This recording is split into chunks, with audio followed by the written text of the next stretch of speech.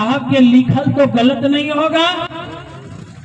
साहब शिष्यानुभूति में लिखे हैं, बताते हैं 2 लाइन जो हम पढ़े हैं, बहुत तो नहीं पढ़े हैं लेकिन पढ़े हैं कुछ। साहब लिखे हैं कि शिव भाव के शिखर के तलाठी में ही समस्त संकीर्णताएं तिरोहित हो जाती हैं। साहब लिखते, मेरी कथन नहीं है। शिव भाव के शिखर के तलाठी मतलब मान लीजिए कि भाव का एक पहाड़ है और तलाठी मतलब उसका निचला सतह पर ही मेरे आपके अंदर के जितने भी जीव भाव हैं वो सब के सब समाप्त हो जाते हैं, जीव भाव नहीं रहता।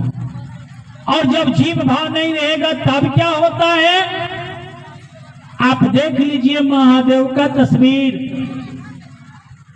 जीव भाव में मेरे आपके अलग अलग स्वभाव होते हैं, लेकिन जब भी कोई जीव शिव भाव में जाएगा तो उसमें विचार अलग अलग नहीं होता। जैसे आप देखिएगा महादेव के परिवार में एक जगह बाघ है तो एक जगह बैल है, जिसका प्रवृत्ति अलग अलग है। देखिए जिसका जीव भाव अलग अलग है। बाघ अगर बैल को देखेगा तो उसको खा जाएगा, उसका स्वभाव है, जीव भाव है उसका। उस जीव का अपना भाव है, स्वभाव मतलब अपना भाव। तो बाघ का स्वभाव है कि बैल को देखेगा तो वो खा जाएगा, लेकिन वही जब शिव भाव के परिधि में गया तो अपना भाव उसका खत्म हो गया। अपना भाव होता तो खाता कि नहीं खाता, लेकिन महादेव का जो बैल है उसको भगवती का बाघ कुछ भी नहीं बोल रहा है। और लगता है कैसे देखने में, शास्त्र कहता है कि ये देखने में तो प्रेम का प्रतिमूर्ति लगता है, लगता ही नहीं है कि दुश्मन है।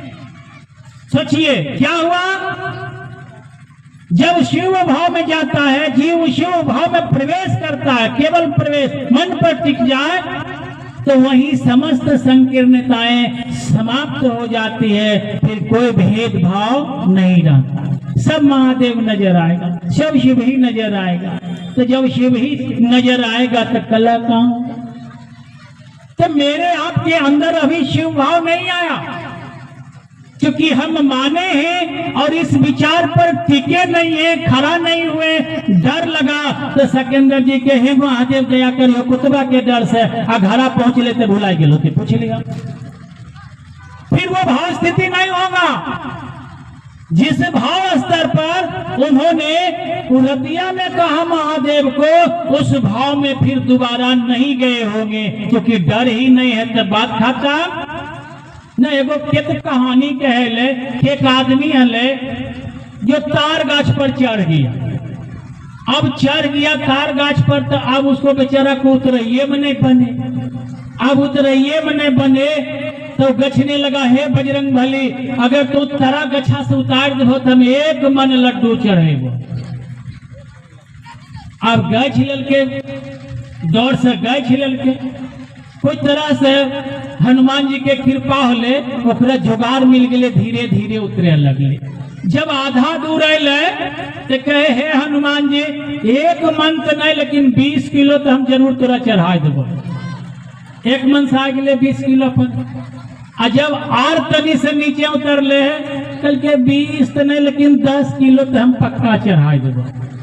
जब नीचे उतर ले तो गोर लाग ललके कि नहीं हम तारा चढ़े न लडुआ चढ़ेगा। तो डर ने कछाया, डर ने आपको उस भाव स्थिति में ले गया। तो कुतवा हले तब तो महादेव पर आश्रित हो गया, घड़ा गले तब बातें खत्म।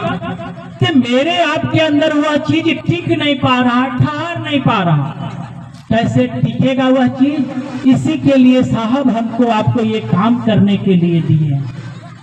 उन्होंने कहा कि इतना आसान नहीं है जितना आसान आप सोच रहे हैं। हम आपको जुगाड़ दे देते हैं, माध्यम दे देते हैं। आप इस जुगाड़ से उस मंजिल तक आप जा सकते हैं, पहुंच सकते हैं। उन्होंने हमको आपको क्या दिए? 3 गो सूत्र। साहब के समय में हल नहीं था। लेकिन उन्होंने अपने जीवन के तजुर्बा के आधार पर हमको आपको ये रास्ता, ये उपाय दिए, ये जुगाड़ दिए कि इतना आसान नहीं है व्यक्ति के मन में कोई विचार टिक जाए, ठहर जाए। उसके लिए माध्यम चाहिए, कोई उपाय चाहिए। तब साहब हमको कहे थे, आपको कहे थे कि इस तीनों काम को करिएगा ना तो आपके मन में शिव गुरु के प्रति भाव जागृत हो।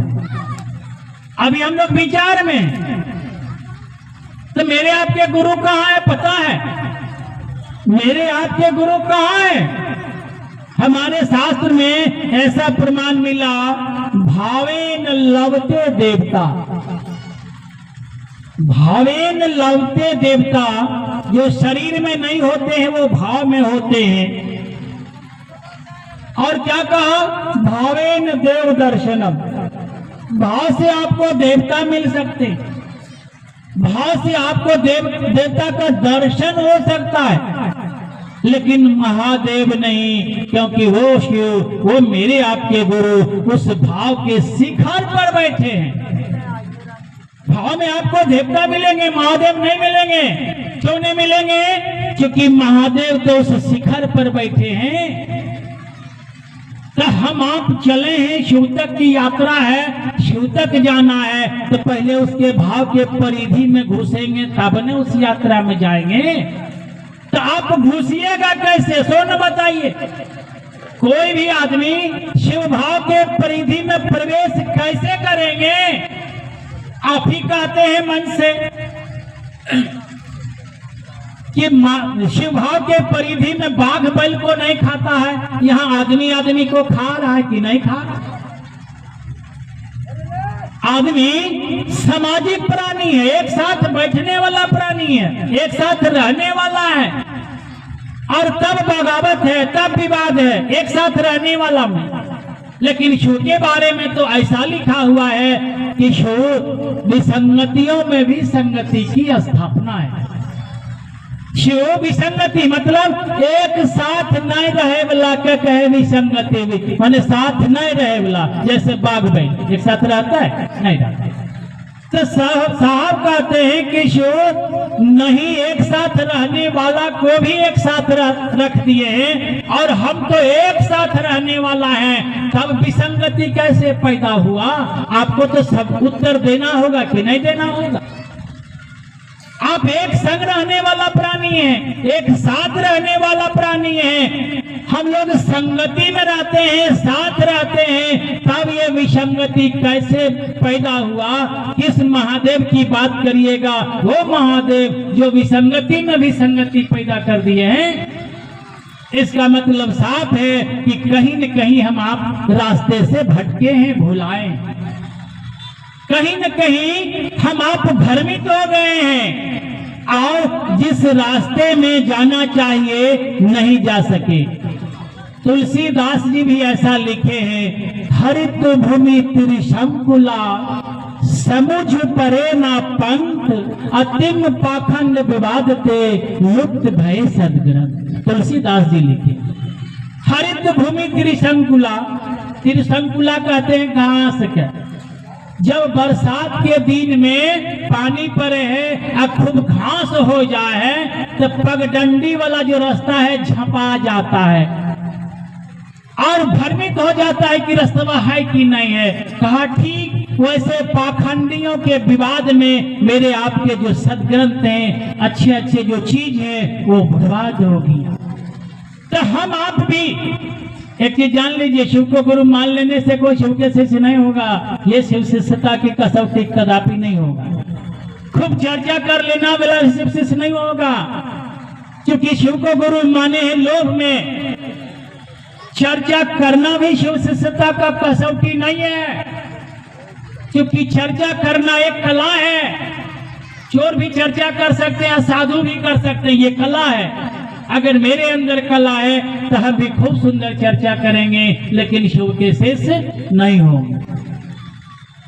तो यह भी नहीं है, चर्चा करना भी शिव शिष्यता का कसौटी नहीं है। तो क्या होगा? जो सिद्धांत है, जो नियम है कि गुरु अपने शिष्य को अपने जैसा बनाते हैं।